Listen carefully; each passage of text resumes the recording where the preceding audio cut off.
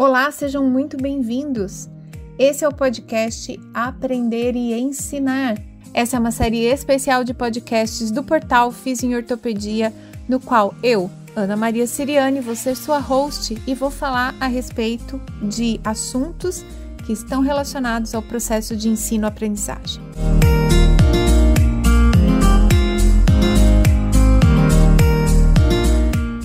Você é estudante, professor ou você é um profissional de saúde que precisa continuar estudando para se manter atualizado.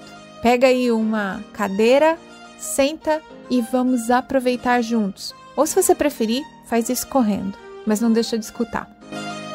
Olá, seja muito bem-vindo. Esse é o episódio número 27 do podcast Aprender e Ensinar. E como você já sabe, esse podcast ele tem como objetivo estimular várias áreas das atividades acadêmicas, docente, e nessa sessão que vai começar no episódio 27, nós vamos ter na sequência 2 episódios só sobre escrita científica.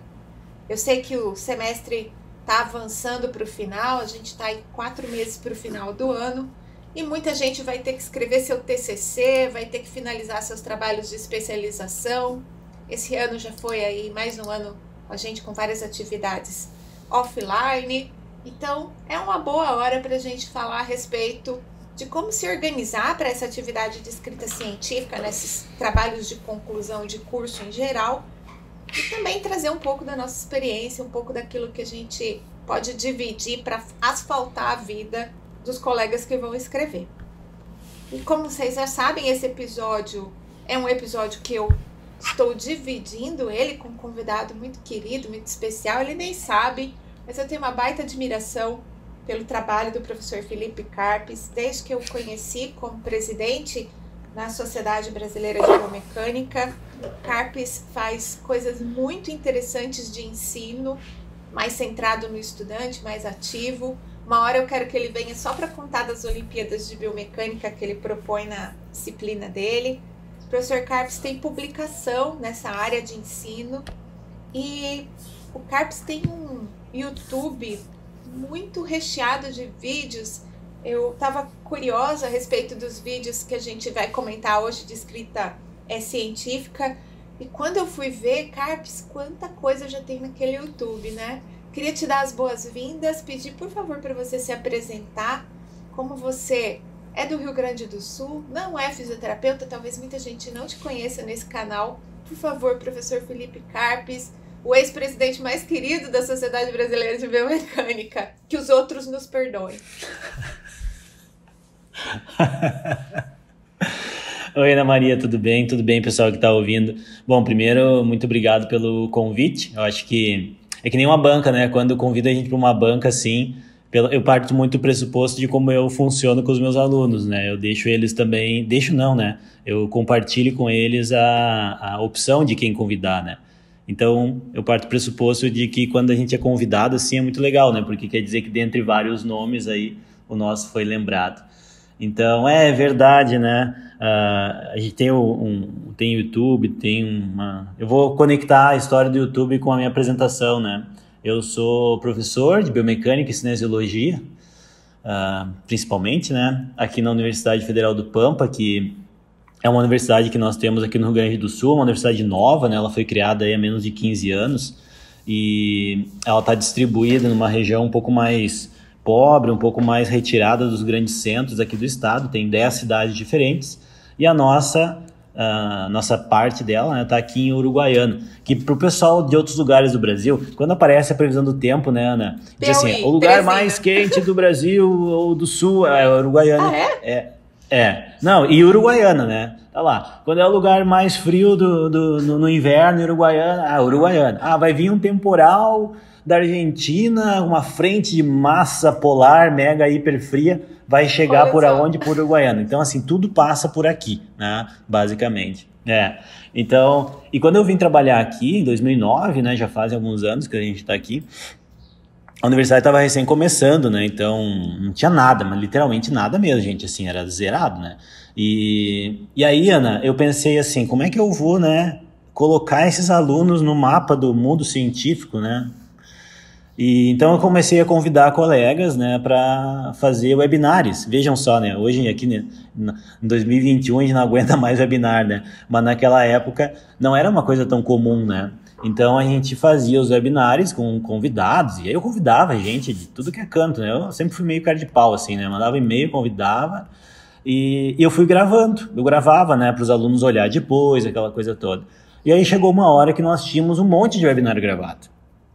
E aí a gente pensou assim, poxa, vamos colocar isso no YouTube, né? Para guardar, na verdade a ideia, né, era guardar o arquivo, porque sabe como é que é.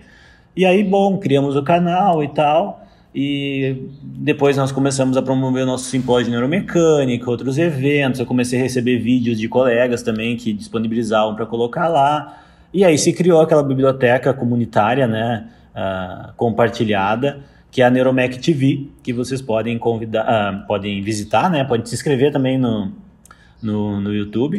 Tá enorme. E acompanhar. Tem bastante material mesmo, tem material de vários perfis, assim, né? E é isso, né? E aí estamos aí. Ô Felipe, mas conta, você é professor de fisioterapia, né? Ou para fisioterapeutas? Ah, sim, é. Pois é, sabe que esses dias eu recebi uma mensagem no Instagram, eu fiz um comentário de um artigo no meu Instagram e eu recebi uma pergunta. Professor, tem como marcar uma consulta contigo? Aí eu disse, olha, só se for uma consulta assim sobre torque, vetor, né, sobre redação científica, porque eu não faço consulta. Ah, tá. Porque as pessoas... Não no geral, né? Mas alguns acham que eu sou fisioterapeuta, mas não. Eu me formei em Educação Física na UFSM. Não vou dizer o ano aqui, gente, tá? Também não vão revelar tudo, não assim, precisa, né? Numa não dia. precisa. Tem coisas que deixam no imaginário, né? E, então, eu me formei lá em Santa Maria. E aí, na época, eu tava naquela fase de que eu sabia o que eu queria, né? Tipo, eu tava no terceiro semestre de graduação e já sabia o que eu queria. E eu botei aquilo na cabeça e vai ser aquilo. Eu nem pensava em outra coisa, sabe? Como é que tu sabia que era aquilo? Eu não pensava em outra coisa. Era aquele meu foco. Talvez eu pudesse ter ido para outro caminho e ter gostado também, mas eu nem pensava no outro caminho. E aí depois eu terminei a graduação, fiz o mestrado lá na engenharia, porque eu trabalhava com instrumentação, aquela coisa toda, aquelas coisas de biomecânica, o filho de engenheiro, né? Sim. E o Boli é meu orientador engenheiro, então a gente acabava tendo uma influência bastante grande. E depois fiz doutorado na URGS, aí sim na ciência do movimento humano. E em seguidinha vim para cá, né, para trabalhar com biomecânica e cinesiologia. Mas não sou fisioterapeuta, sou professor de educação física, com muito orgulho. E um baita de um ciclista também, né, professor? Gosta de pedalar por aí. Essa parte eu deixo assim, né, pra tua avaliação, né? Mas eu gosto muito de bicicleta. Eu conto nas aulas a história dos meus alunos, né, que quando eu fiz meu primeiro e-mail na faculdade, porque eu não sou do tempo, porque já tinha naquela época, mas eu sou o tipo de estudante que quando chegou na universidade... chegou para o mundo. Eu nunca tinha usado internet, nunca tinha usado computador, nunca tinha usado nada disso. Eu cheguei, foi na universidade que eu conheci, na universidade pública que eu consegui conhecer tudo. E aí o meu e-mail era pedal@ufsm.br. Então daí, gente, você já tem uma noção do nível, né, de fanatismo, vamos dizer assim, no bom sentido, né, da pessoa. Tanto é que todo mundo que me segue sabe, cada vez que tem alguma coisa de bicicleta, pode olhar que eu marquei o Felipe. Pode marcar. Conta uma coisa pra mim. Lá em Santa Maria, você falou que você já tinha essa clareza do que você queria fazer e tal. O seu TCC teve relação com as coisas que você faz hoje? Já era de biomecânica, Carlos? Teve. Sabe que quando eu entrei na faculdade, eu morava na casa do estudante, aquela coisa toda, né? Tempo que o litro do leite era 38 centavos, né? A bolsa... tempo bom, né? A bolsa da universidade era R$75, né? E dava até para ir numa festinha no final de semana. Então... E aí eu tinha uma bolsa, né, que era para apoio técnico, né? Eu era um secretário num setor lá, fazia ofício, memorando, aquelas coisas tudo, né? E aí a minha coordenadora, a saudosa Nica, que infelizmente falecida, ela um dia me disse assim, Felipe, o que tu tá fazendo aqui? Sai daqui. Vai para o laboratório, vai fazer alguma coisa assim. E eu disse, mas eu recém comecei o curso, e ela... Mas vai pro laboratório, vai. E eu falei, tá, mas não sei, né? Vou ver como é que é e tal. Ela tava tendo aula de biomecânica. Daí eu já tinha tido algumas aulas de educação física que tinham feito eu fazer vestibular para outro curso, né? Aí eu pensei, não sei se eu vou ficar aqui não, né? Mas aí eu tive aula de biomecânica e falei, opa, isso aqui... Sabe por que eu gostei de biomecânica, além da questão da matemática e tal? Porque pouca gente se interessava. Daí eu dizia assim, opa, se pouca gente se interessa aqui, eu acho que tem alguma coisa aí, né? Ou é muito ruim ou é muito bom, né? E aí a minha interpretação disse, isso aqui é muito bom, né? Aí eu fui lá nessa aula do professor Bolli também, quem já participou de outras atividades comigo, já contei essa história, mas vou contar aqui porque é um público diferente, né? Pode contar. Cheguei na sala do laboratório do Bolli, lá em Santa Maria, né? Bati na porta. O professor Bolli, acho que muitos aí talvez devem conhecer de nome, né? Querido. Tá aposentado agora. Aí ele, bem gauchão, né? Aquele jeitão dele, né? O professor Bolli, inclusive, Ana, tu sabe que na Semana Farroupilha, que tem aqui no Rio Grande do Sul, aquela loucura toda de andar de bombacha e tal, ele ia de bombacha pra universidade, né? Ele ia piochado, que a gente fala, né? O pessoal diz que é fantasiado, né? Mas tudo bem, é piochado. Eu, particularmente, piochado. Nunca usei, né? Nunca usei uma piocha. Eu sou um falso gaúcho, eu acho. E aí eu bati na porta e ele me olhou e disse assim, não, passa aqui semana que vem, né? Beleza, eu falei, não, certo, o professor tá ocupado, né? Ok. Aí na semana que vem eu fui de novo lá. Segunda-feira bati na porta, né? Ele, passa aqui semana que vem. Eu falei, pá, mas ele tá de sacanagem comigo, né? Aí, na terceira semana... eu abri a porta e tava tendo um seminário de pós-graduação. Mas pensa assim, num tiroteio. O negócio tava pegando fogo lá dentro, sabe? Era alguém apresentando, e gráfico para um lado e gráfico para o outro, e todo mundo perguntando. E ele me olhou e fez o sinal com a mão, né? Aquele sinalzinho conhecido de entra, né? Vem pra cá. E aí eu sentei naquele seminário e nunca mais saí daquele laboratório, né? Continuei o resto da graduação. Então, foi uma história engraçada, assim, né? Porque... até hoje eu fico pensando, né? Porque será que o Bolli me falou 2 vezes para ir lá? Será que ele me via na aula e pensava, bah, esse cara aí vai me incomodar? Ou ele disse, não, é o meu procedimento, né? Para ver se o aluno de fato não estava só emocionado, né? E de fato ele queria, né? Porque acontece também, né? Tem aquela aula, se emociona. Nunca perguntei, né? É que, sabe, eu não perguntei porque eu tenho medo dele dizer que ele não lembra. Ele certeza vai falar isso. De qualquer forma, a pergunta, professor Bolli, tá aqui registrada nesse episódio. Se algum dia você passar por aqui, por favor, responde para nós por que foi que mandou o Felipe voltar 2 vezes. Eu tenho a leve impressão de que ele estava mesmo só te enrolando até o dia do seminário, que nem ele lembrava que semana que ia ser. Muito provável. Pode ser. É bastante provável. Na correria. Então, você começou escrevendo já sobre biomecânica.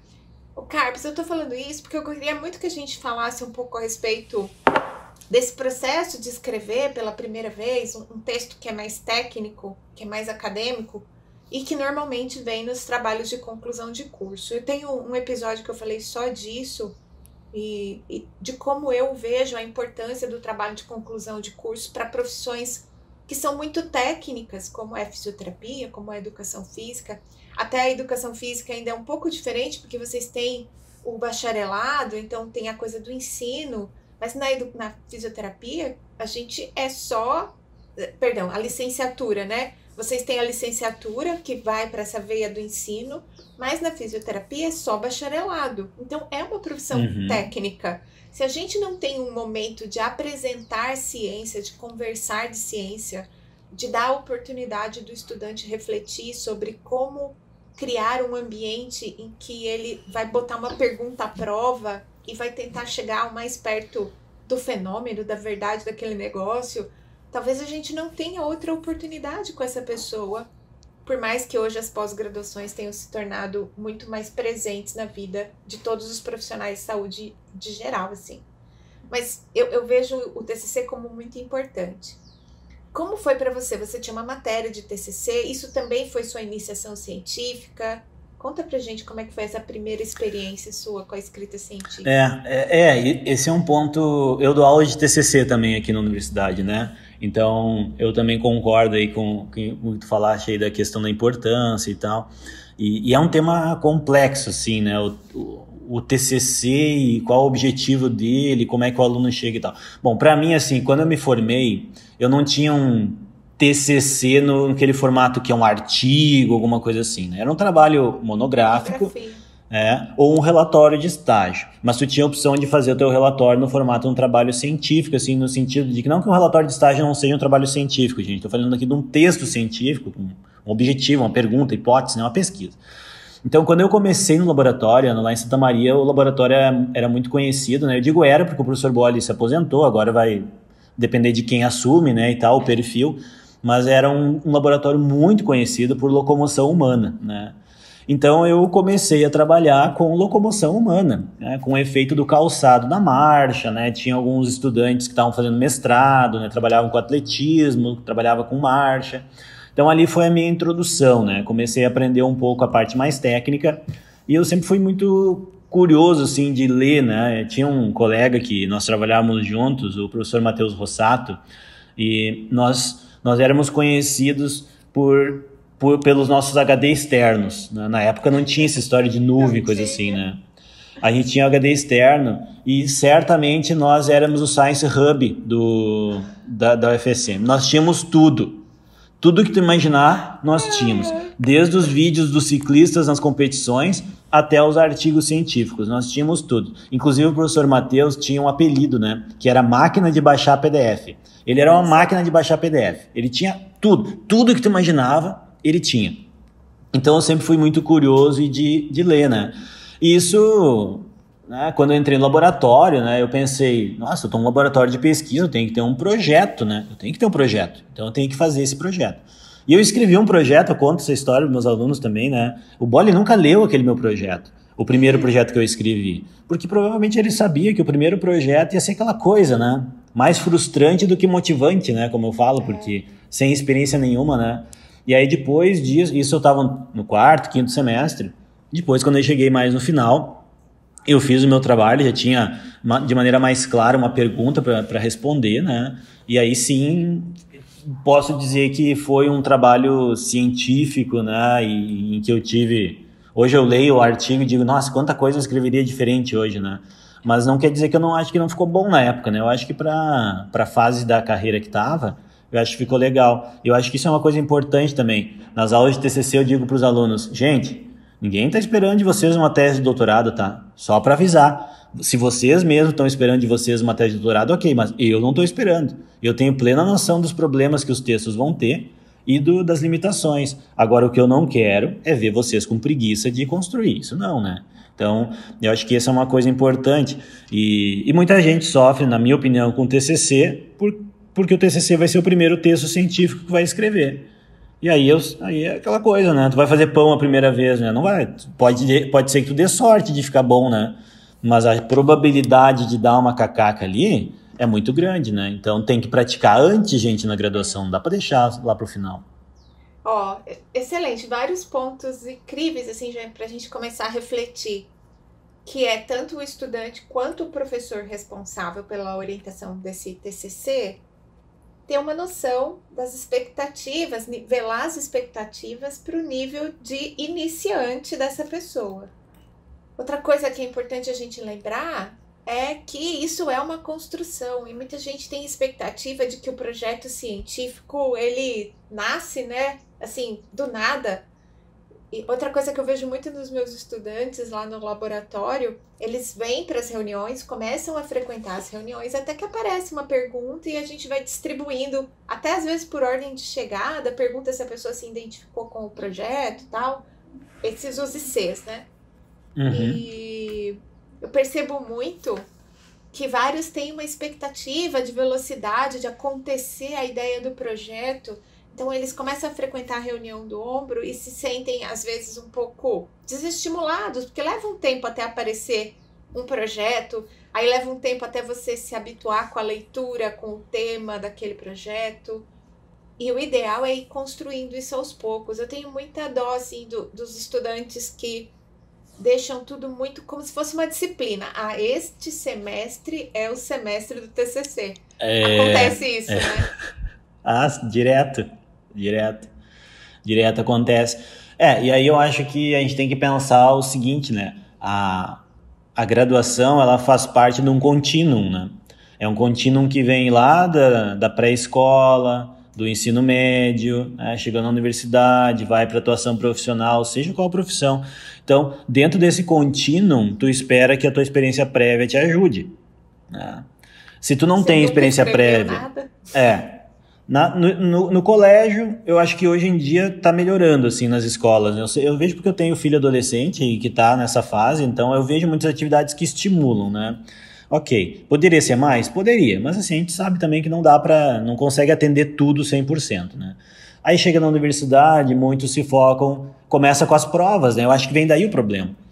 Muita gente só vai, eu não vou dizer que vai estudar, porque toda hora que tu tá lendo um material, escutando um podcast, olhando um vídeo, tu tá estudando. Mas eu digo assim, a hora que tu vai sentar para ver as tuas dúvidas, porque uma coisa é tu escutar um podcast e ok, não se questionar. Ou ver um vídeo no YouTube e não se questionar. Outra coisa é tu ver aquilo e se questionar. Tá, mas isso aqui eu aplico no que eu tô estudando? Eu posso? Aí tu tá estudando, né? Então muita gente vai para essa parte crítica na semana da prova. Na semana que tem o tal do exame, né? Beleza. E muita gente vai para essa parte crítica do TCC quando matricula no TCC, como tu disse, né? Ah, agora tem o TCC, então vamos ter que fazer um projeto, né? E aquele contínuo, ele não é um contínuo, na verdade. Ele vai começar naquele momento e isso vai ser mais difícil. Vai ter gente que vai se sair muito bem? Vai. Vai ter gente que vai se sair muito bem assim. Mas vai ter gente que vai ter muita dificuldade, né? Então, tu tem que começar a construir. Eu acho que o TCC, o aluno que entra na faculdade, ele já tem que começar desde o primeiro semestre a pensar assim, lá no final, né? O que eu, né, com base no que eu tô vendo e conhecendo aqui, né? O que eu quero terminar o meu curso estudando, né? Não quer dizer que aquilo vai ser um marco histórico na tua vida, que tu nunca mais vai estudar outra coisa, mas é o teu último trabalho na faculdade. Exato. Eu falo isso pros alunos, eu tento sensibilizar eles, sabe? Pensa assim, ó, é a tua última contribuição. Então faz uma coisa que as pessoas digam que ficou legal, né? Exato. Normalmente fica num ponto da graduação que às vezes é na última semana lá, os TCCs apresenta, acabou, né? Tá ensinando os estágios e também o TCC. E isso que você falou de ter orgulho, eu lembro muito na minha república, tem uma amiga muito querida, ela sabe que eu a amo, mas ela se enrolou total para fazer o TCC dela, total. Por vários motivos, e um deles é porque a mãe dela também faleceu logo no começo da graduação dela, então ela teve toda uma dificuldade aí pessoal para enfrentar ao longo dos anos da graduação. Mas ela deixou esse raio desse TCC pro último minuto do tipo, ela ia jubilar, sabe assim? Sim. E aí ela pega e dedica pra mãe dela. Eu fiquei tão brava com ela, que assim, é coisa de amiga, a gente morava junto, né? Eu falei assim, você não tem vergonha de deixar esse negócio pra última hora e dizer que você vai dar pra sua mãe, vai dedicar ele pra sua mãe? Amiga sincera, ninguém merece. Carlos. Eu falei mesmo, você acha? Eu melhorei muito, viu? Melhorei muito com os anos. Seu TCC, você publicou? Ele virou artigo científico? Virou.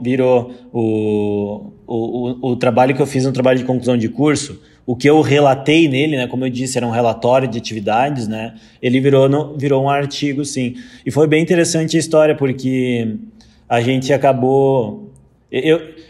como eu estava terminando a graduação e eu tinha um plano de estudar matemática, né? Daí eu pensei assim, bom, o que eu preciso aprender um pouquinho mais, né? E aí, aqui relativamente perto, né, em Porto Alegre, na URGS, tem um grupo, né, que trabalhava bastante com temas correlatos, na época o professor Guimarães, aquela coisa toda. Então eu fui fazer o meu trabalho, meu estágio, fiz um estágio, não lembro quanto tempo foi, né? Mas foi o tempo suficiente para coletar dados e ter as informações, talvez um mês e pouco, assim, né? Em Porto Alegre. E aí depois disso nós publicamos o artigo, sim, né? Então, mas não é o esperado, né? Eu acho que isso é importante dizer também, assim, né? Eu acho que depende muito, eu falo sempre para os meus alunos de TCC, não meus alunos do laboratório. Os laboratórios, eles já sabem que o TCC tem que publicar. Agora, também pelas condições que eles têm, não é só uma questão de publicar. Eles têm condições de terminar o trabalho e fazer um trabalho que seja publicável. Mas vai muito do que tu tá estudando, do teu orientador. Então, vocês têm que conversar, né? Trocar uma ideia e ver de fato qual que é o objetivo. E depende muito também do contexto da instituição. Na nossa instituição aqui, o TCC, ele pode ser no formato de um artigo científico, então isso facilita também, né, a publicação, aquela coisa toda. Carlos, você sabe que essa é uma coisa importante da gente contextualizar. Quando a gente fala trabalho de conclusão de curso da graduação, algumas instituições, elas têm programas de pós-graduação vinculados aos cursos de graduação. Então, por exemplo, aqui na USP é assim, aí em Uruguaiana vocês têm programa de pós, mas a gente também tem as instituições de ensino particular, onde os professores não são vinculados à pós-graduação, não estão produzindo pesquisa científica toda hora, ou por qualquer motivo outro, que não seja uma iniciativa pessoal. E aí, o estudante que está nessa instituição de ensino tem uma oportunidade de TCC diferente, que é fazer essa monografia de graduação. E é importante que seja dito que isso é o esperado pela Diretriz Nacional Curricular, que você passe pela experiência de conhecer o método científico, que você saiba o que é a estrutura de um trabalho de monografia acadêmica, que você produza algo refletindo o que está na literatura e que não necessariamente precisa ser uma contribuição acadêmica, científica nova, inclusive pode ser a repetição de algum estudo, e principalmente que você desenvolva um senso crítico sobre aquilo.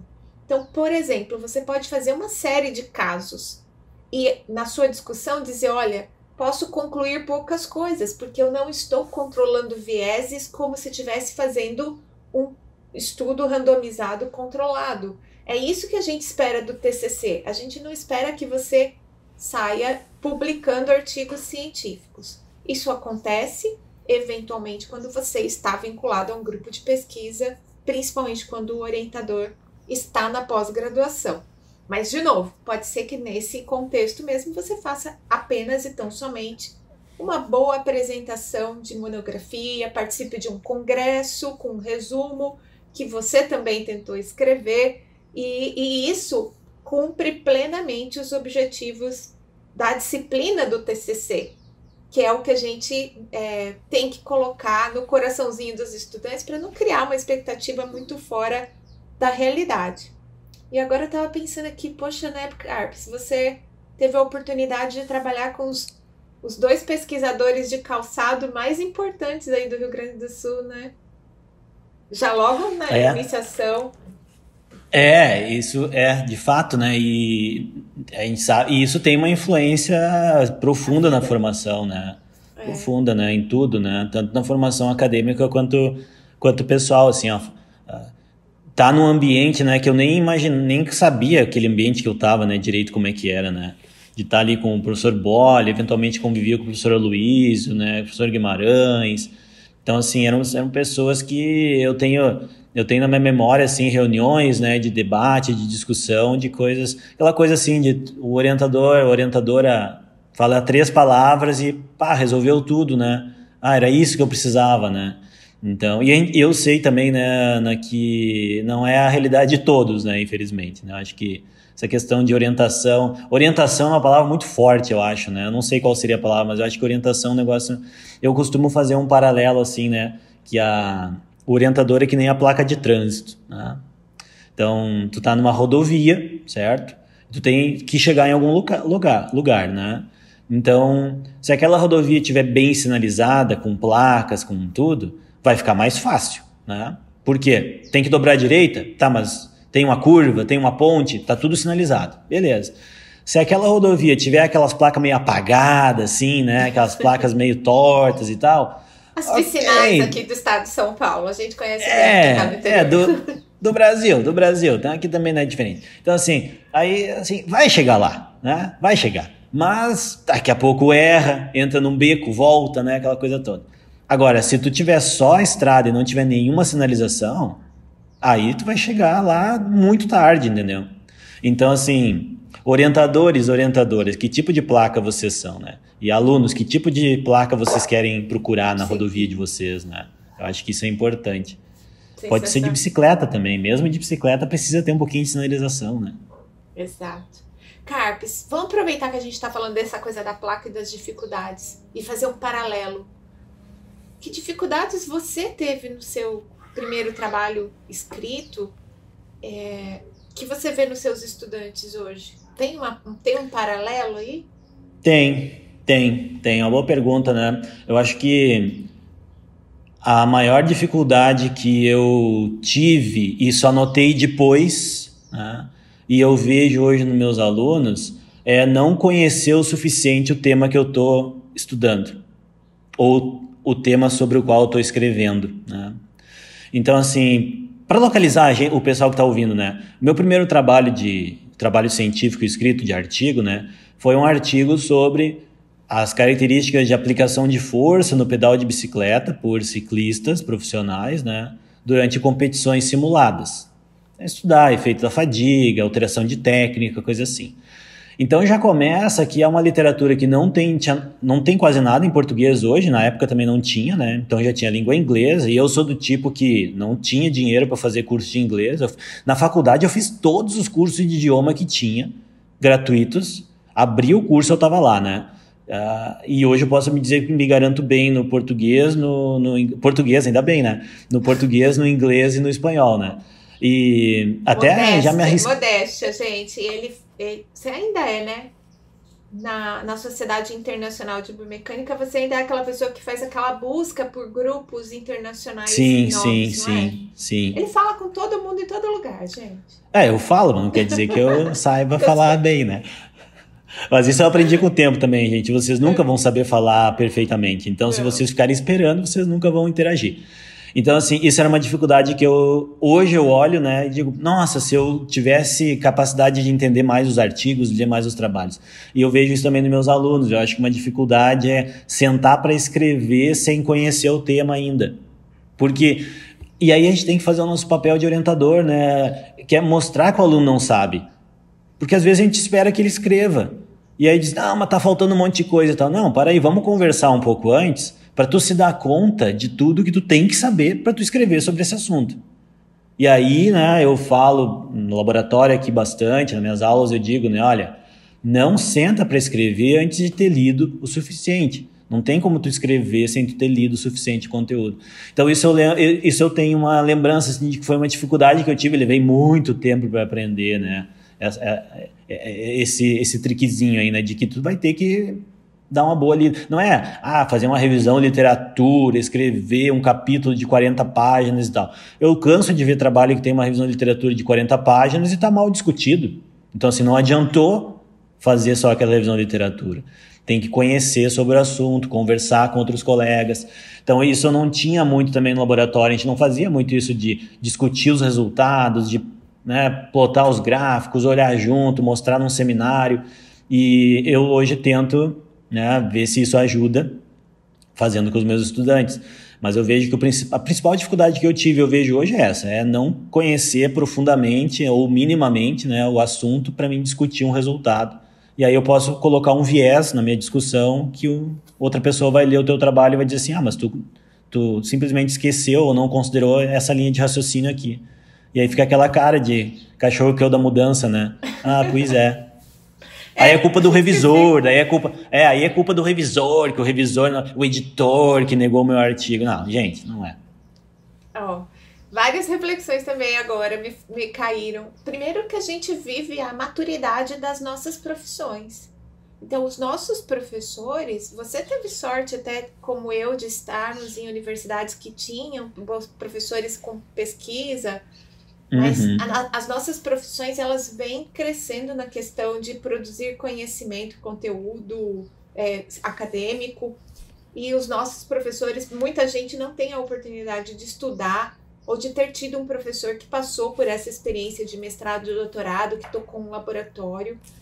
Isso é importantíssimo. Não viveu essa dificuldade de escrever que a gente está falando, né, Carlos? Porque você fala de como você sentiu a dificuldade, como hoje você orienta seus estudantes para suprir aquilo que você percebeu antes. E aí cada professor tem o seu jeitão de orientar, tem isso também. Por isso que é interessante ir lá logo de cara na graduação, ou em qualquer lugar que você for e que você tem que fazer um trabalho de conclusão, assuntar para saber quem é o seu supervisor. Ou quem vai ser o seu orientador. Porque é bom a gente ter uma referência assim, dos colegas. Aquele lá, ele vigia mais, aquele lá, ele vigia menos, ele cuida menos, aquele outro você não consegue marcar reunião com ele. É bom, né? Ter uma ideia. Tem aluno que vai dizer, tudo bem, eu vou entregar um trabalho simples mesmo, quanto menos ele pegar no meu pé, tá ótimo. E tem aluno que não, que vai se sentir mais inseguro e que vai querer uma supervisão mais próxima. E aí, das dificuldades que você está falando de aprofundamento no tema, só para compartilhar, se tem algum professor escutando agora a gente, aqui no meu laboratório a gente tem um negócio que até está meio desativado, porque a gente está com muita gente no laboratório, a coisa de estar à distância, mas a gente pede para os alunos mais novos e para quem não tem experiência, por exemplo, vem para o mestrado e nunca fez um trabalho antes, né, escrito. A gente pede o que a gente chama de teminha, porque acontece muito que no processo de você ir se apropriando do conhecimento daquele assunto do seu TCC, do seu trabalho, na hora que você vai pôr no papel, você vai muito do início também, vai muito daquilo que você está construindo na sua cabeça naquele tema. E coisas que vão acabar sendo cortadas nas versões finais. Então a gente tinha um esquema que o aluno a cada 15 dias entregava 4.000 caracteres, que dá um pouquinho mais de 2 páginas de A4, sobre um assunto do TCC, um tema do TCC. Então, se era um assunto de confiabilidade, tinha um tema que era confiabilidade intra e interexaminador.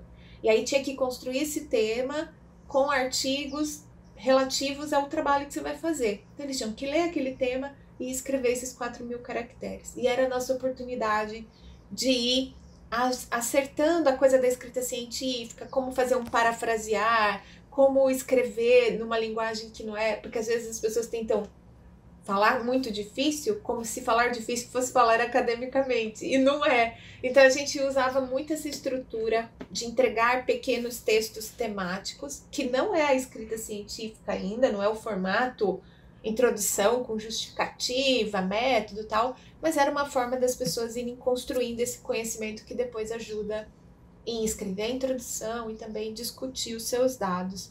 Então, é um negócio que eu gosto de fazer, viu, Carpes? Além das discussões no laboratório com os resultados. É que eu acho assim, ó, qual que é o objetivo dentro de um laboratório de pesquisa, né?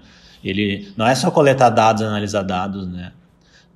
A tua capacidade de comunicação do teu resultado aos teus pares e a outros, né? E no caso da fisioterapia, aos pacientes, por exemplo, né? É importante também, então tem que praticar.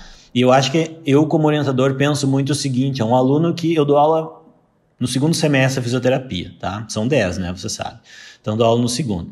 Aí o que acontece? O aluno, ele veio de um bloco de disciplinas que é extremamente básico, né?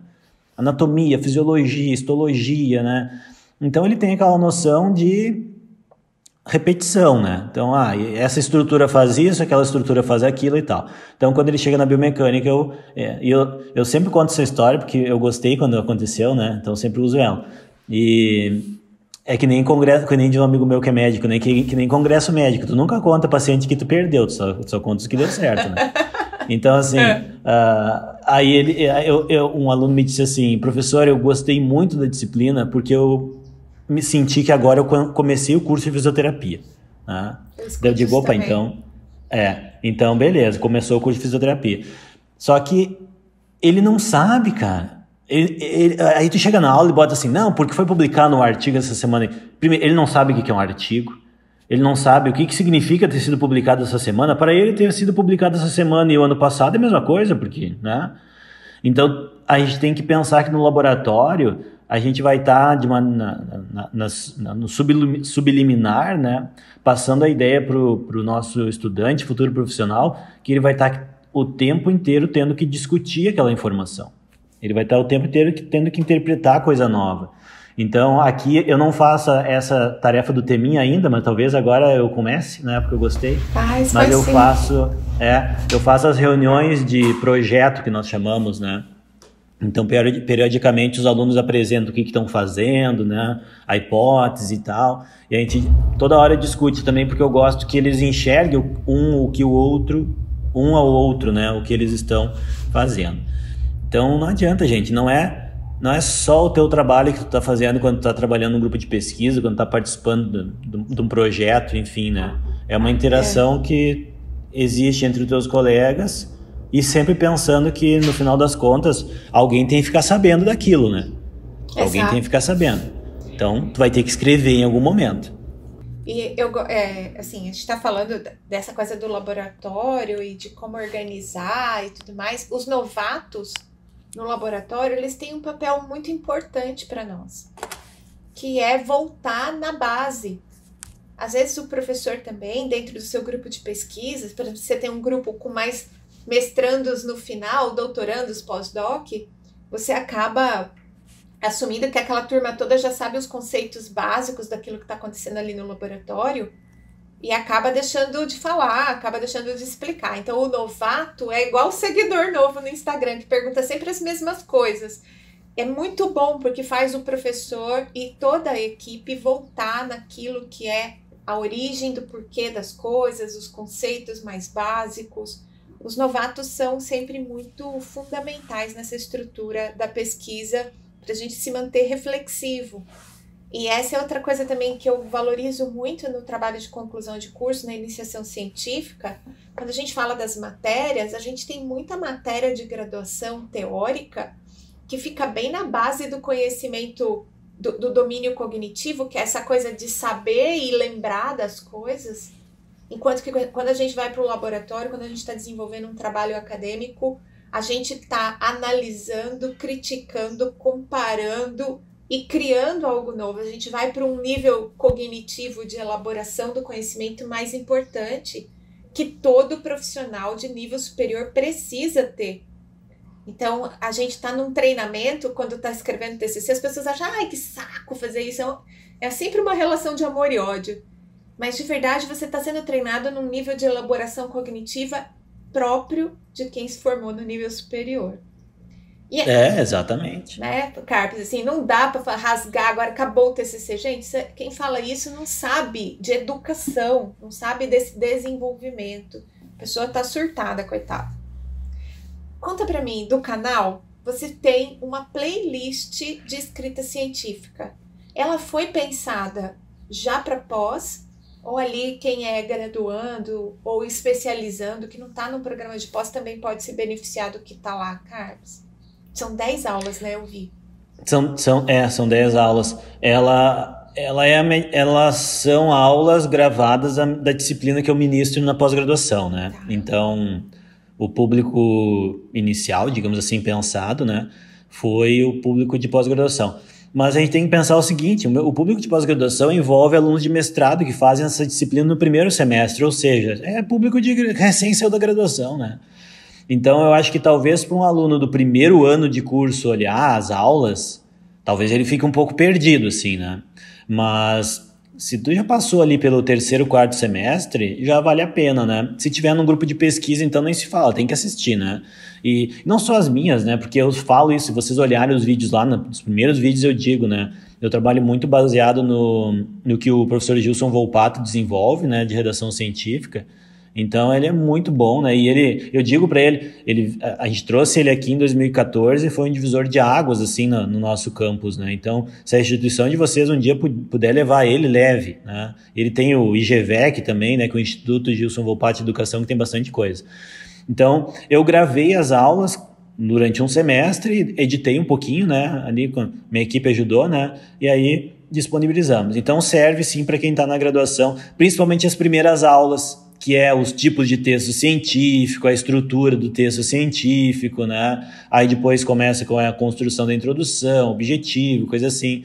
E para quem já está mais avançado, tem a parte de discussão dos dados, né? E tem também uma parte que, essa sim, eu nunca achei, deve existir em algum curso aí, né? Mas eu nunca achei, que é a parte que comenta sobre as respostas quando o teu trabalho está em revisão numa revista, né? Então, assim, como é que tu responde para um revisor, como é que tu responde para um editor? No final, eu optei por colocar isso também, porque eu acho que o aluno ele precisa ter um pouco de noção, né? Ele não pode ficar só dependente do orientador. Mas isso já é um pouco mais avançado, né? A gente já está falando de alguém que está com um trabalho aqui, que já está num nível de mandar para uma revista e tal. E tem uma aula lá que, assim, gente, se você tem que ir para um congresso, vale a pena assistir. Ela tá formatada para a edição do Congresso Brasileiro de Biomecânica que vai acontecer esse ano. A gente está em 2021 e o congresso vai acontecer em setembro. Quem está coordenando a presidência desse congresso é a UFMG, professor André, mas o Carpes gravou um vídeo super bacana sobre como escrever um resumo para o congresso. Carpes, aquele vídeo tá muito bom, você sabia, né? Sim, aquele vídeo eu e o André gravamos, né, comentando um pouco assim sobre como é que a construção... Porque, gente, escrever um resumo não é escrever um resumo. Escrever um resumo é fazer um trabalho de pesquisa, né? Tem que ter alguma coisa para contar, né? Quem não tem nada para contar não tem o que escrever, né? Mas às vezes a gente se prende muito em detalhezinhos, né? E fica com muitas dúvidas também do que colocar no resumo, né? Porque afinal de contas é um resumo de, sei lá, 300, 400 palavras no máximo, né? E é muito pouco, né? Os alunos, eles escrevem... Primeiro eles não conseguem escrever. Aí depois que escreve demais, né? É sempre assim, né? Aí eu digo, olha, não me mandem resumos acima do tamanho. Vocês sabem que é 400 palavras, escrevam dentro disso. Professor, não consegui, eu fiz o que deu, né? Aí eu sempre brinco, né? Eu faço a brincadeira com eles que eu edito e devolvo com o número exato de palavras, né? Ó, tá aqui, ó. Aí eles, como é que tu consegue e tal? É prática, experiência, vocês vão melhorando conforme vocês vão fazendo alguma coisa. Não é à toa que a gente é orientador. Exatamente, né? Exatamente. A gente já tá numa posição que a gente encontra as palavras que dá pra cortar. Exato. Muito bom. Ó, mas o vídeo ajuda também para outros eventos, né?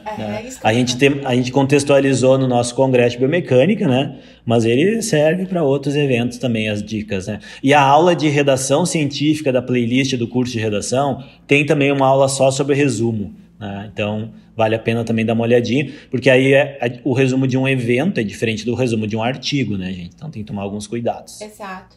E de novo, né? Quando a gente está escrevendo um resumo, a gente está num grau de elaboração cognitiva mais importante, porque a gente tem que fazer uma síntese para que aquilo que é realmente importante esteja no papel. Então, mais uma vez, eu vejo muito aluno deixar para, por exemplo, fazer o resumo do seu TCC ou do seu trabalho de conclusão na última hora, recorta umas frases do meio do texto, junta ali. Gente, isso não é o que é para ser do ponto de vista de objeto de ensino, de estrutura para que você aprenda algo. A gente está falando de um grau de elaboração cognitiva que é sintetizar um trabalho, escolher o que é mais importante. E são habilidades muito relevantes depois na prática profissional. É isso que é importante a gente falar também. Carpes, me fala uma coisa. Tem alguma dessas aulas assim que os estudantes gostam muito, curtem muito? Ou das aulas que estão no YouTube, que você recebe mais comentário? O que do seu curso de escrita científica, de metodologia, o pessoal mais assim fala que é legal, que é bacana, que muda, que transforma? Tem algumas aulas, né, que, como todo curso, né, que está no YouTube, pelo menos no meu mundo, né, de pouco mais de 4.000 pessoas que acompanham ali, né, as primeiras aulas sempre tem muito mais visualizações, né?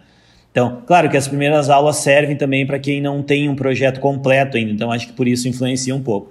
Mas eu acho que tem uma parte do curso que eu fico bem feliz que ela repercute tanto, que é sobre a construção da tua ideia, né? Então, assim, gente, de novo, né? Vocês não vão escrever um trabalho bom se vocês não tiverem algo bom para contar. Não adianta, entendeu? Não adianta. Se não tiver uma coisa boa para contar, não vai ser um trabalho bom. E tudo isso que a gente está falando até agora aqui é originário numa coisa bastante simples do ponto de vista técnico, que é a pergunta de pesquisa. Então, assim, o trabalho que eu vou desenvolver, o que eu quero responder, isso vai definir tudo. Vai definir o impacto do teu trabalho, vai definir quantas pessoas vão ler o teu trabalho, vai definir, quem sabe, até mesmo aonde o teu trabalho vai estar publicado, né? Vai definir em quais congressos tu vai apresentar ele de maneira oral ou de pôster, né?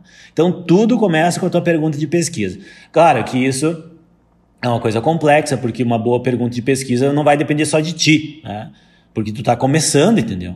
Vai depender da tua orientação, do teu grupo de trabalho, da temática, do laboratório, de instrumentos. Então, por isso que eu digo, do ponto de vista técnico, a pergunta é uma coisa simples, ela é importante. Do ponto de vista aplicado, ela depende de muitas coisas. Então, essa aula, Ana, que eu falo bastante sobre isso, né? Daí eu trago o exemplo de como tu escreve o teu objetivo do teu trabalho, né? Como tu desconecta na redação o teu objetivo do teu método, né? Porque muita gente coloca lá o objetivo, determinar o padrão angular do ombro em tal situação. Determinar o padrão angular do ombro em tal situação não é o teu objetivo, é a tua metodologia. Tu vai ter que determinar esse padrão angular, e aí tu vai ter um material e um método lá dentro, que vai ser cinemático, que vai ser acelerômetro, que vai ser o que for, mas o teu objetivo é assim, o que eu vou fazer com essa determinação do padrão angular? Então eu gasto um tempo falando disso na aula, né? E é uma aula que eu recebo bastante comentário, até no inbox, às vezes o pessoal me manda mensagem, né? E a outra coisa que todo semestre acontece, eu não sei, eu fico bem feliz, né? Que os alunos, eventualmente eu recebo uma mensagem de alguém que já cursou a disciplina, né? E me manda um e-mail, disse, professor, eu consegui publicar o meu artigo e foi graças ao seu curso. E claro que não foi graças ao meu curso, né? Ele quis dizer o quê, né? Quando o aluno fala isso? Que aquele momento ali criou um espaço de reflexão para ele, do que ele tem que ter no trabalho dele. E eventualmente ele pegou alguma dica dali, entendeu? E usou. Mas não é, cara. Não, o trabalho de vocês não é aceito ou negado porque é da USP ou da Unipampa. Ele não é aceito ou negado porque ele é de São Paulo ou do Amazonas ou do Rio Grande do Sul ou da França. Ele é aceito ou negado numa revista com base na qualidade da pergunta e do resultado que tu traz. Ah, mas uma vez aconteceu, aí vocês estão em revistas ruins, tá? Aí é outro ponto de debate aqui. Se vocês forem nos veículos bons e sérios, vai ser pela qualidade, não vai ser pela origem. Então, isso é uma coisa que eu noto bastante, assim, do curso, né? Então, o pessoal, eu fico feliz, porque atende o objetivo, né? A gente quer que ajude, né? A pessoa consiga avançar um pouquinho mais. Ô, Carpes, você já tocou em vários pontos que eu acho que é legal a gente destacar, do tipo, o estudante, é papel do estudante nesse processo ler mais, dominar um pouco o inglês, que para quem está ouvindo a gente agora, o Google Tradutor é uma baita de uma ajuda, não dá para negar. Carpes, eu não sei você, eu sou do tempo que eu comprei uma tradutora. Eu tinha aquele aparelhinho de mão que eu colocava, escrevia as palavras e aparecia. Na verdade, era um dicionário eletrônico de mão. Eu tinha uma tradutora. E, nossa, o pessoal... Sabe como é que eu aprendi inglês, Ana Maria? Como? Cantando música. Traduzindo. Claro, o inglês técnico. Eu traduzia as músicas do Megadeth, que é a minha banda favorita, né? Pra quem me conhece no dia a dia sabe. E aí eu traduzia. E claro, as letras de heavy metal, elas não fazem muito sentido às vezes, né? Às vezes. Mas eu comecei ali, entendeu? Eu tirava xerox, porque eu também não tinha dinheiro pra comprar os CDs, né? Então eu tirava xerox do encarte, e eu comprei um dicionário. Isso eu tô falando aqui com 14, 15 anos de idade, né? E aí eu traduzi, fui pegando vocabulário, e aí depois na universidade eu vi que era importante. Então, assim, na área que nós estamos também, né? Vamos deixar claro, daqui a pouco tem uma área de estudo aí que não precisa tanto, mas na área que a gente está aí de movimento humano e biomecânica e tal, vai precisar do inglês, né? Então, infelizmente, ou felizmente, não sei, gente, mas é uma coisa que tem que buscar. Mas só para contar que assim, a gente já para nós que não tínhamos tantos instrumentos eletrônicos, internet, pegar artigo era mais difícil, traduzir artigo era mais difícil. Você está falando de fazer essas traduções, eu fazia também. Eu tinha um caderninho que era um índice telefônico. É aqueles caderninhos que na orelha tem a letra A, B, C, D, E. Sim, e aí eu ia pegando as palavras e eu ia colocando ali, porque elas se repetiam nos diferentes artigos e ter o trabalho de voltar no dicionário e tal. Então eu fiz um daquele pra mim. Eu acho que tá guardado aqui em algum canto de casa. E hoje em dia que muita gente hoje em dia, o tempo, né, é tudo muito corrido e tal. Eu digo para os alunos que estão começando o laboratório, né, e aí, como é que é o inglês para ti? Professor, é meio limitado. Então é o seguinte, teu celular tu põe em inglês, teu computador tu põe em inglês, né? Segue perfis na internet que publiquem em inglês e usem o tradutor, mas não fiquem refém deles, né? Porque tem uma coisa que eu fico louco, que é o seguinte, o aluno vai lá, traduz o resumo do português para o inglês usando o Google, né? Ok, é um texto de 300 palavras, joga ali, né, para facilitar. Mas revisa depois, né? Por favor, sabe? Eu fico louco, porque daí tu vê que a pessoa fez daquele jeito. Aí eu não reviso mais, eu devolvo, digo assim, não, pode fazer direito, depois tu me mostra, né? Então, pessoal, usem as ferramentas, mas lembrem, elas são ferramentas automáticas. Vocês precisam revisar aquele texto depois, porque senão... E aí só vocês pensam assim, mas aonde que vai isso? No resumo do TCC de vocês, por exemplo, vai ter que fazer um abstract, né? Vai. Então... Vai. Normalmente tá na regra. Mas olha, se você é um estudante e tá escutando a gente, essa coisa da revisão, gente, você quer ver um orientador ficar chateado? Ele abrir o arquivo para começar a ler, e assim, ele lê 2, 3 frases e ele percebe que nem o português foi revisado. Então, assim, se você não teve o menor cuidado de entregar algo que está mais apresentável para a pessoa que está lá para te ajudar, para te guiar nesse processo, olha, isso aí deixa a gente num desânimo, assim. E tem professores, eu vou falar por mim, tá, Carpes? Eu não sei como é que você é. Tem gente que consegue ler, pega um texto sem revisão de português, assim, sem formatação e consegue ler. Para mim, é como ruído em MG. Aquilo começa a contaminar o meu humor, a minha visão, a minha capacidade de elaborar aquilo que a pessoa está tentando escrever, e aquilo trava o meu raciocínio. Eu não consigo mais contribuir. É a ponto assim de eu ler 4, 5 parágrafos, parar, devolver para o aluno e falar assim, olha, enquanto você não corrigir isso aqui, eu não consigo. E não é por maldade, não é de sacanagem. O meu sistema nervoso não dá conta daquela confusão, daquele texto errado. E porque, entre outras coisas, eu fico perdida tentando corrigir mentalmente e não consigo ler o que está escrito. Eu não sei como é que é pra você. Por isso que... Não, comigo é parecido também. E por isso que eu sempre digo o seguinte, discutam antes o que vocês vão escrever. Conversem sobre o que vocês vão escrever para depois colocar no papel.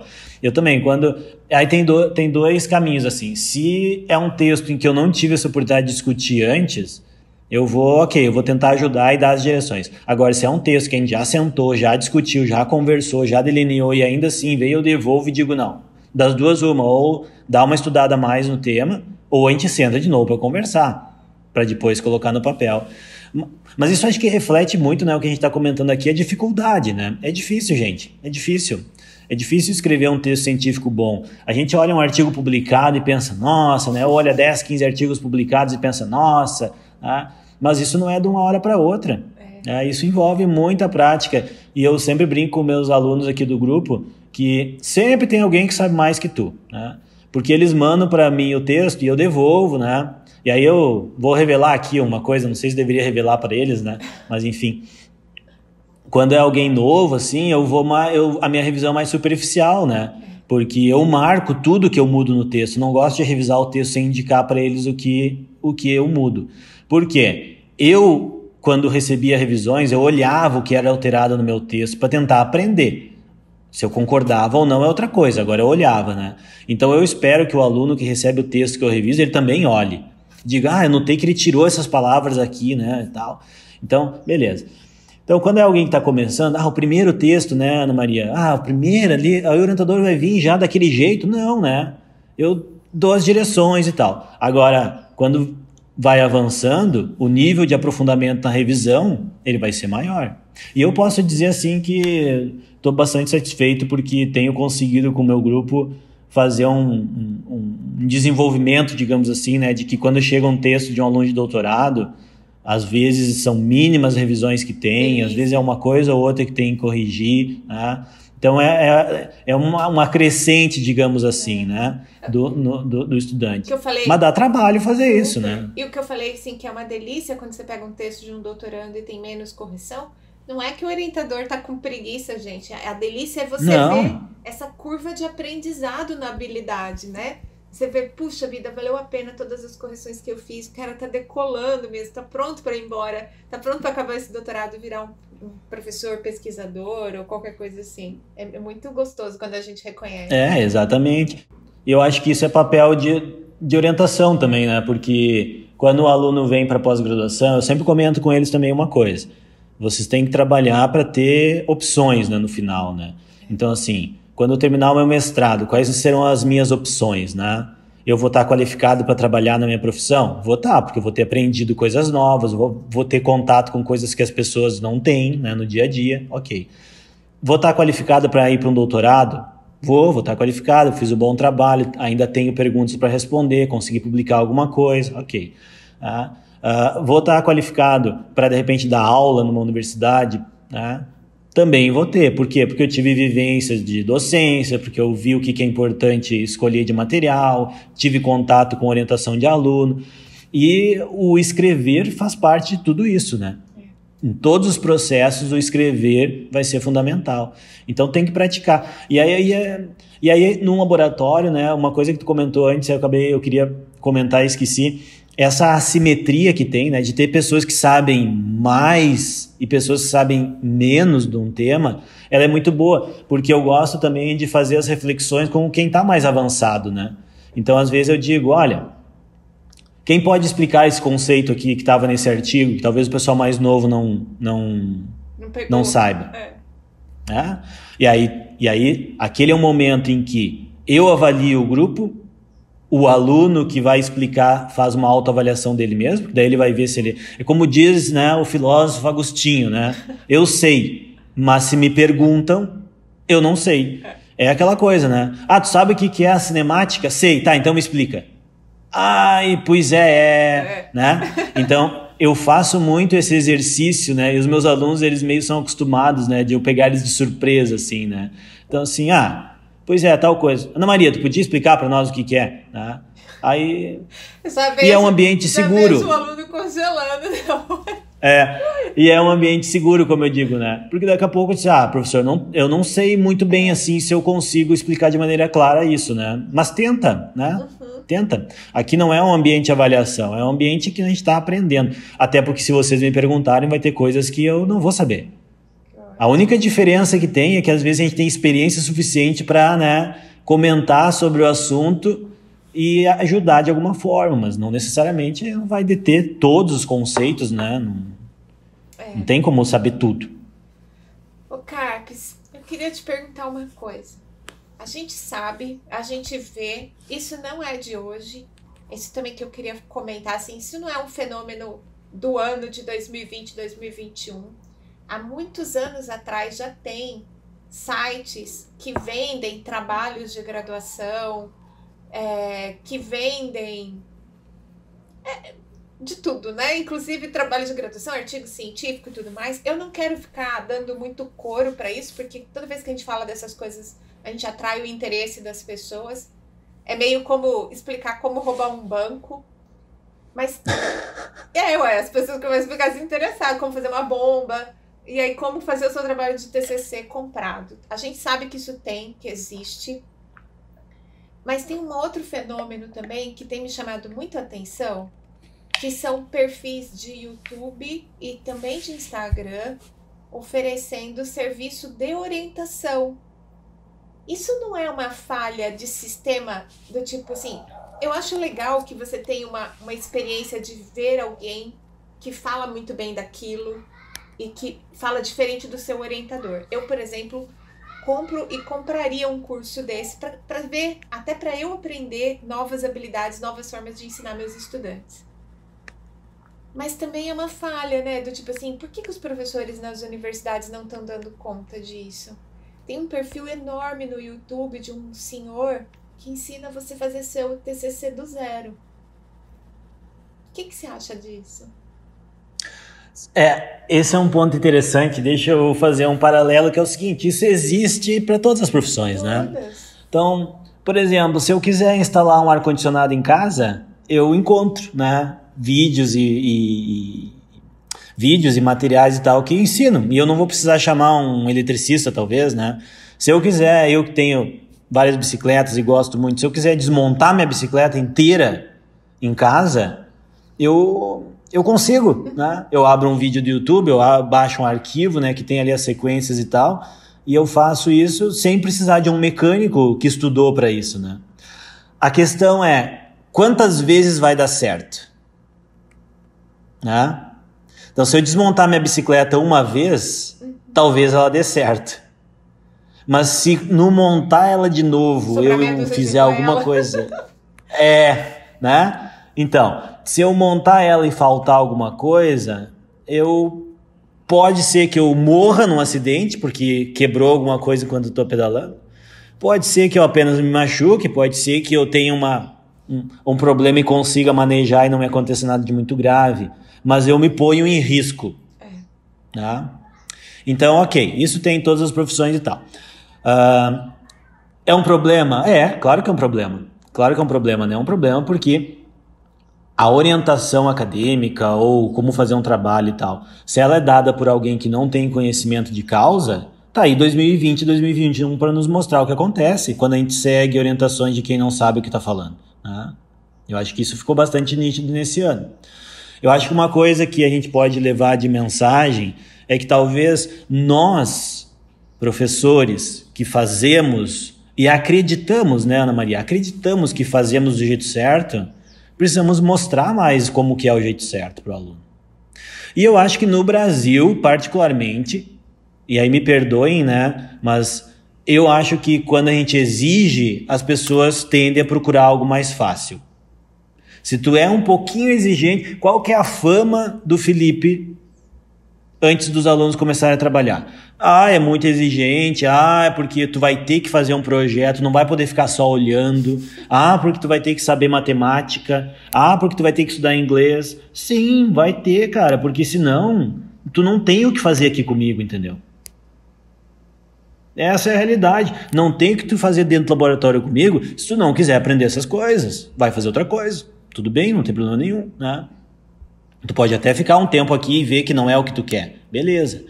Mas a gente precisa saber que para fazer coisa boa vai ter trabalho. Então, o orientador da minha esposa, professor Ivan Esquerdo, ele dizia, né? Eu fui muito privilegiado, né, Ana? Assim, tipo, sou muito privilegiado, né? Eu pude conviver com ele, sabe? Em momentos, assim, do dia a dia que eu aprendi muito, né? Então, para quem não conhece o professor Ivan Esquerdo, bate um Google aí e coloca Ivan Esquerdo, tá? Eu nem vou falar mais nada. E aí, eu tenho uma frase clara na minha cabeça que eu sempre uso, que ele disse, né? Eu nunca fiz nada bom que não desse trabalho. Então, começa daí. E aí, o que acontece? Pelos motivos que a gente falou no início do episódio, né? De que deixa para a última hora, acha que vai ser fácil, não é. Acha que aquilo é só um passo qualquer, como, sei lá, é a mesma coisa que eu fazer essa aula aqui e o TCC, não vou me importar, né? E aí acaba indo atrás desses perfis, né? Então, o mercado, eu quero acreditar que o mercado de trabalho tem o poder seletivo. Isso, né? Eu quero acreditar. Mas o fato é que o mercado de trabalho, eu não sei como é que é aí onde vocês estão, mas onde eu tô, a fisioterapia tem um campo enorme de atuação. Falta gente. Aqui não. Falta aqui a gente. Concorrência tá... Bem, Ribeirão Preto tem 4 cursos. Então, a gente está formando todo ano aqui na cidade mais de 200 profissionais. Você não está enganado. Então, mas é a cidade de Ribeirão. Você sair daqui, você vai ter... Então, esses mercados, eles estão exigentes. Tem concorrência. Eles estão exigentes. E aí, acaba que no final das contas, Ana, é como um perfil... Assim, a biomecânica sofre com isso, né? Porque as pessoas acham que podem falar qualquer coisa e que é biomecânica, né? Então, assim, às vezes eventualmente, eu não recebo tanto isso, porque quem trabalha comigo sabe que eu já não me interesso muito, não dou bola, né? Mas às vezes eu recebo um direct de Instagram. Professor, olha isso aqui, né? Sabe o que acontece a maioria das vezes? Eu não consigo olhar o perfil. Porque ou eu já bloqueei aquele perfil no passado, ou restringi porque não me interessa, então não quero ver, né? Ou me bloqueou. Uma das duas coisas, né? Então, assim, eu digo, cara, quer que eu te diga o que eu acho? Quer, diz aí. Tá errado, né? Então, simplesmente o que tu faz? Não segue, né? Ou não acompanha. Então, eu tendo a acreditar, né, que a gente tem que convencer, mostrar, né, convencer pela nossa atitude ao nosso aluno que não é o caminho ele encontrar pronto e que não existe receita, né, de aplicação dessas coisas. Porque quando tu pensa, tudo bem, vou fazer um TCC do zero, né? Ok, mas para mim fica nítido que está pensando só num texto acadêmico, né? Não está pensando no processo. Eu acho que o mais importante de tudo, gente, do TCC, da iniciação científica, de tu participar num grupo de pesquisa, é o processo. É o processo de chegar num lugar que tu não sabe nada ou que tu não conhece ninguém. É um processo de tu fazer leitura do teu grupo de trabalho. É o processo de tu identificar qual que é a tua função dentro daquele grupo. É o processo de começar a desenvolver tuas atividades, errar bastante, acertar bastante, né? É o processo de ter dúvida, será que é isso que eu quero, será que é isso que eu não quero? E que no final das contas vai culminar com um artigo que vocês escreveram, um resumo de um evento, uma monografia, um TCC. E isso, quem compra num site não vai ter.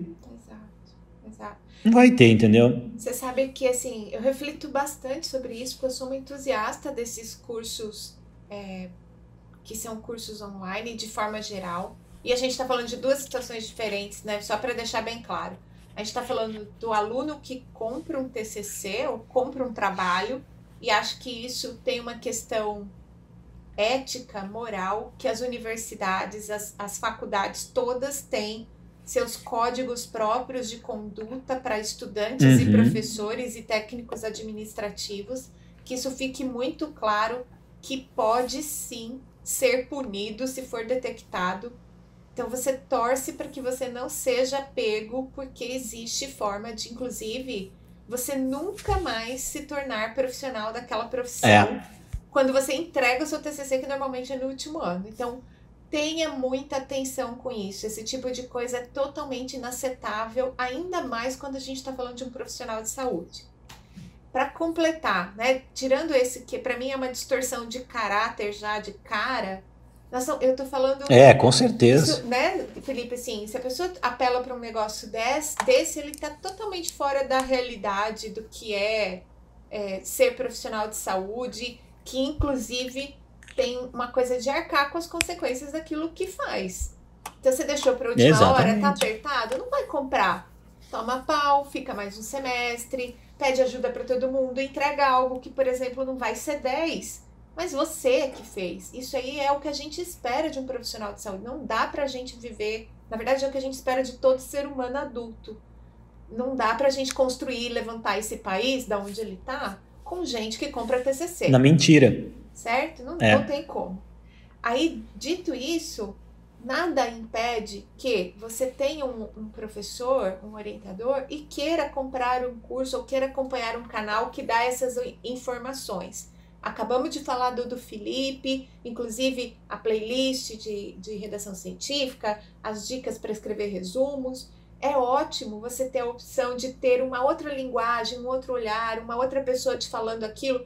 Às vezes você nem tem muita empatia com o professor da sua matéria de metodologia, de TCC, então o que ele fala já não cai muito gostoso. Aí você ter lá a opção de entrar no YouTube e ver uma outra pessoa que te agrada mais, muda a sua experiência de aprendizado. Eu acho que faz todo sentido.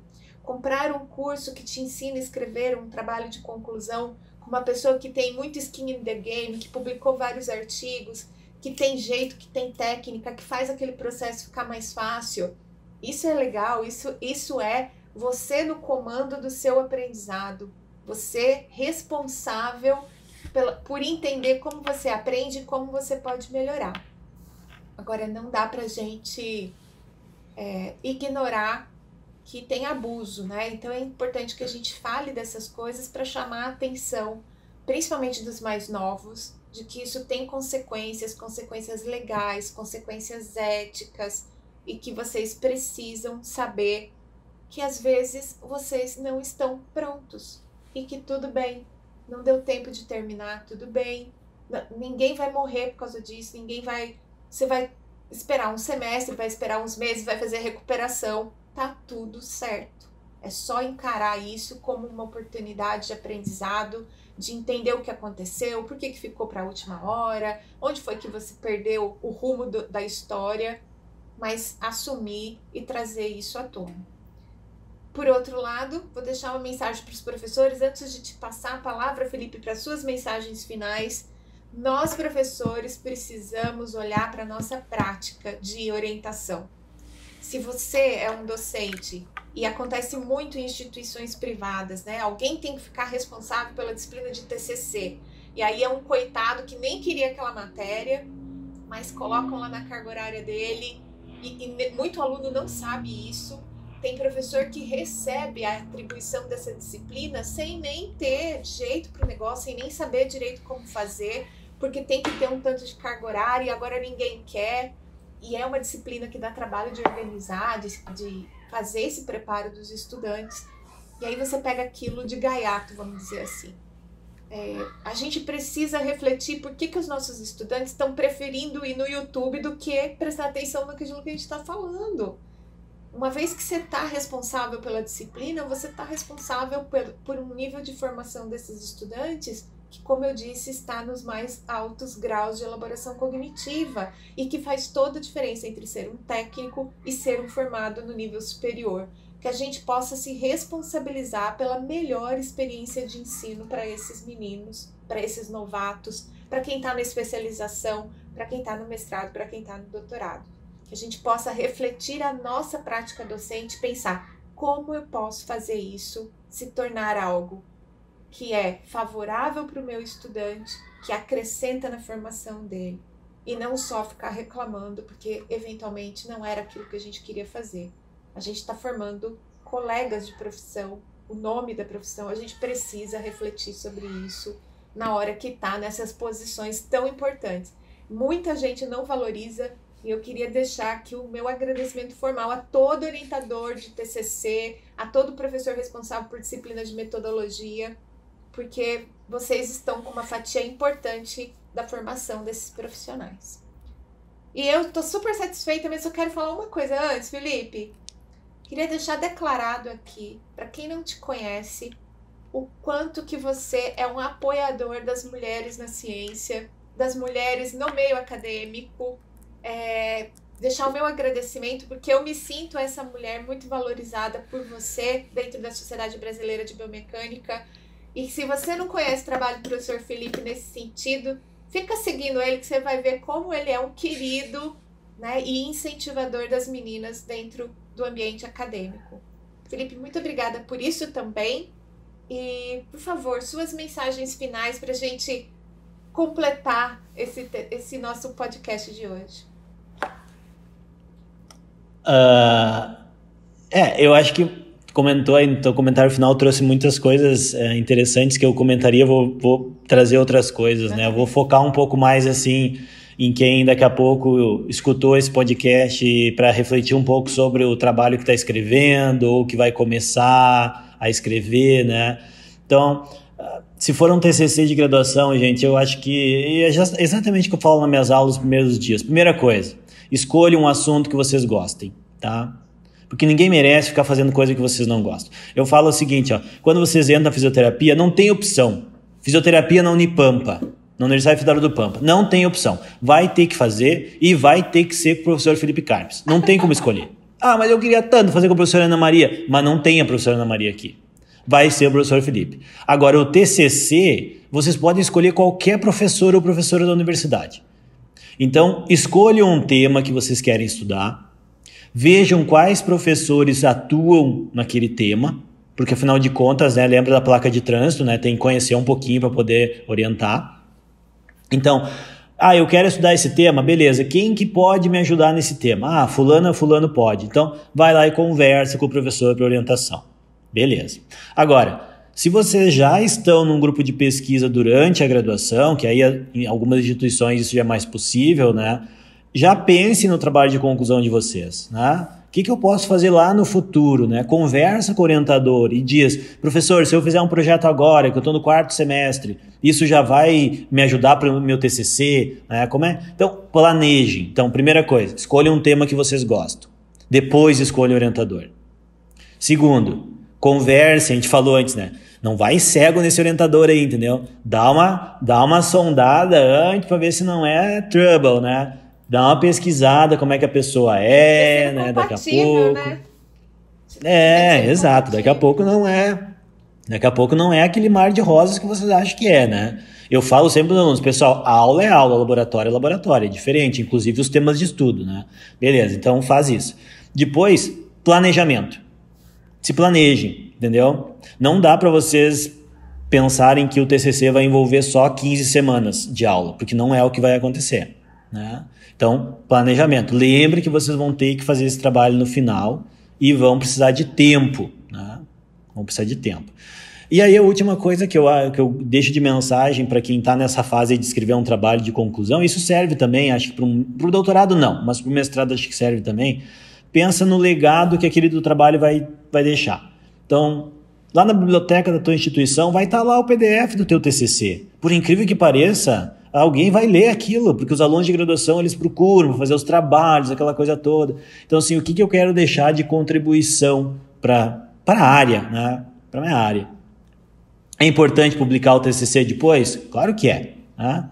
Claro que é importante publicar. Mas nós falamos hoje, nem todo o trabalho vai conseguir isso. E tudo bem, né? Tudo bem. A gente sabe qual que é o objetivo do TCC. O importante é atingir aquele objetivo lá, né?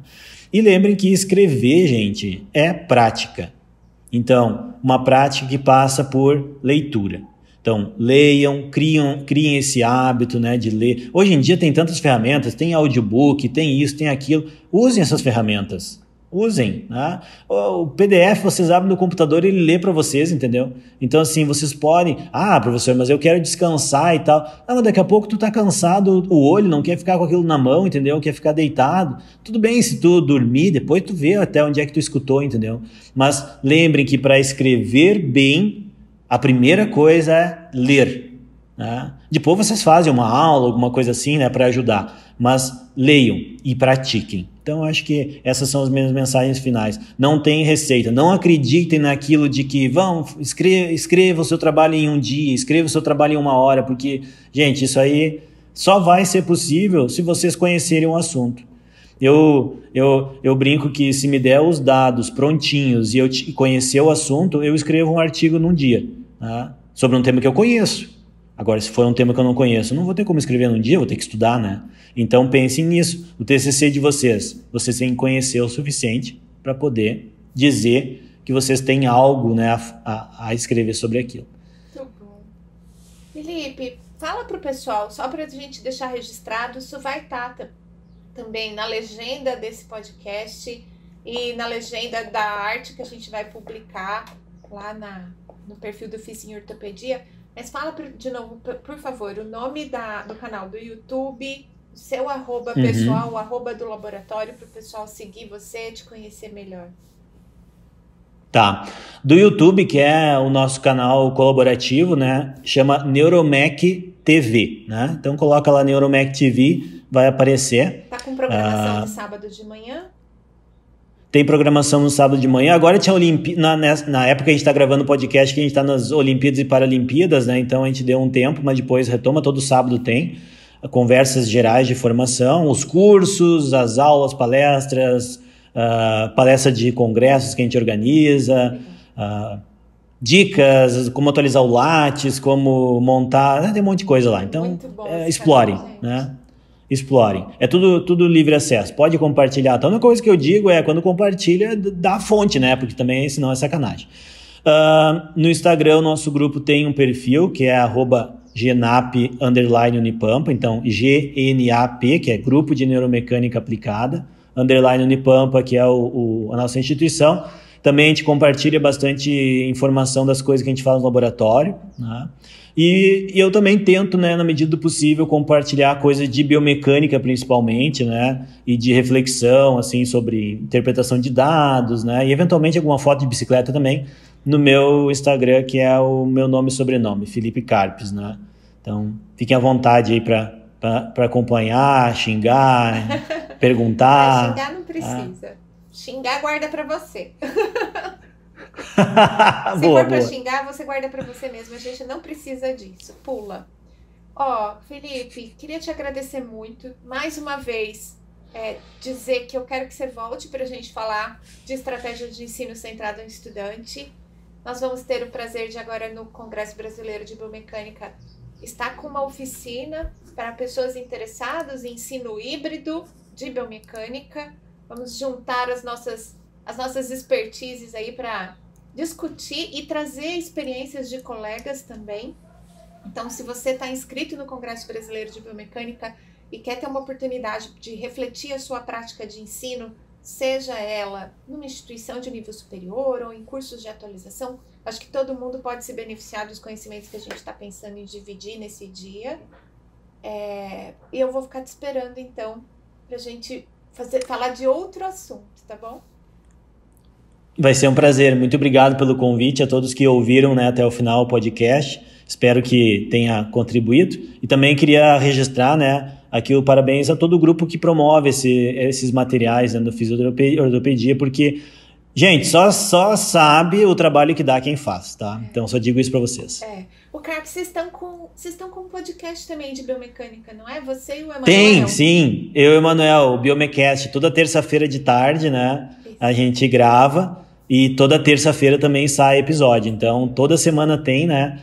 E modéstia à parte, é bem legal. Então, dei uma conferida lá. O pessoal daqui já conhece o Emanuel, que o Emanuel veio dividir a história acadêmica dele. Ele já falou desse podcast. A gente vai deixar aqui de novo para quem esqueceu.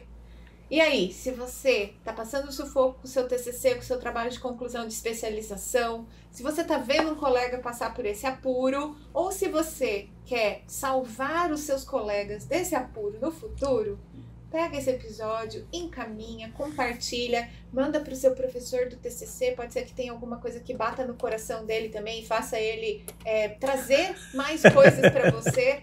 Não deixe de compartilhar o nosso episódio e ainda vai ter o criativo, a arte desse episódio. Se você quiser deixar contar as experiências boas, as experiências não tão boas assim do seu TCC, da sua escrita científica, vai lá, comenta. Eu e o professor Felipe, a gente vai ver também e vai poder dar risada ou chorar junto com você.